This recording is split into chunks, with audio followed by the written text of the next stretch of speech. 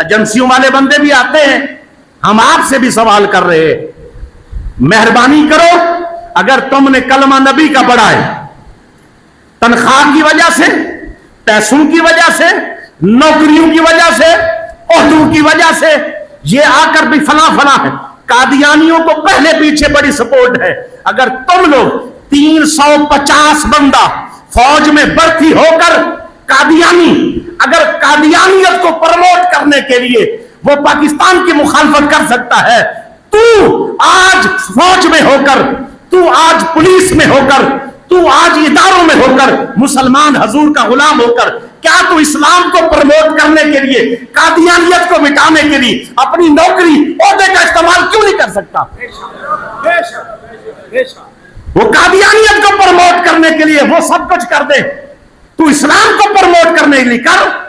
وہ اپنے جھوٹے لانتی بے دین جو ہے وہ اس خبیث کے لیے, اس کتے مرزائی کے لیے اتنی کوشش کرے, تو سچے نبی کے لیے کوشش نہ کرے, تو پاک نبی کے لیے کوشش نہ کرے.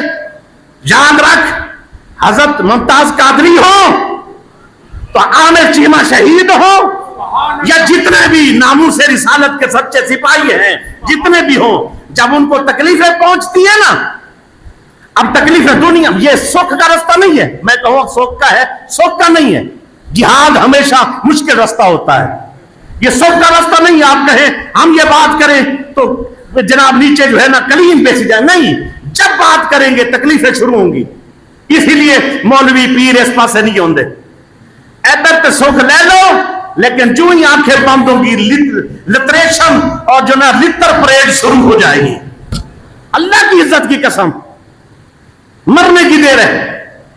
اب جنہوں نے تکلیفیں اٹھائی نا, سنو, شاکر شدہ بادی کہتا ہے, اتھا جو بھوگ بھوگے ہن اتھا اندی جزا ملسی, اے دکھڑے سارے مک ویسن. اے دکھ جو ہے نا, اے دکھڑے سارے مک ویسن. شین لگے, زخم لگے, گرمیوں میں فیض آباد پڑے رہے, سردیوں میں پڑے رہے, آپریشن ہو رہے ہیں, کریک ڈاؤن ہو رہے ہیں, گھروں کے اندر بیٹیوں کو مارا جا رہا ہے, بچے اٹھائے جا رہے ہیں اور جیلوں کے اندر ڈال دیا جا رہا ہے, تکلیفیں 6 مہینے قید کیا جا رہا ہے. وہیں بزرگ شوگر کی دوائی نہ ملنے سے شہید ہو گئے, بہت سارے لوگ تکلیفوں میں مبتلا ہو گئے, کمر کے مریض بہت سارے مریض بن گئے. اب جب تکلیفیں, کچھ جان کی بازی ہار گئے, کچھ معذور ہو گئے اور کچھ تکلیفیں اٹھاتے رہے, کچھ کاروبار دے بیٹھے. اتھا جو بھوگ بھوگے ہن اتھا اندی جزا ملسی. اتھا جو بھوگ بھوگے ہن اتھا اندی جزا ملسی. دکھڑے سارے مک ویسن, نبی ملسی, خدا ملسی. یہ زبان کاٹ دو, جسم و جان کاٹ دو, مدت مصطفیٰ کی سزا دو مجھے. ذکر شاہد و عالم سے رکوں گا نہیں, ذکر شاہد و عالم سے رکوں گا نہیں, چاہے 100 بار سولی چڑھا دو مجھے.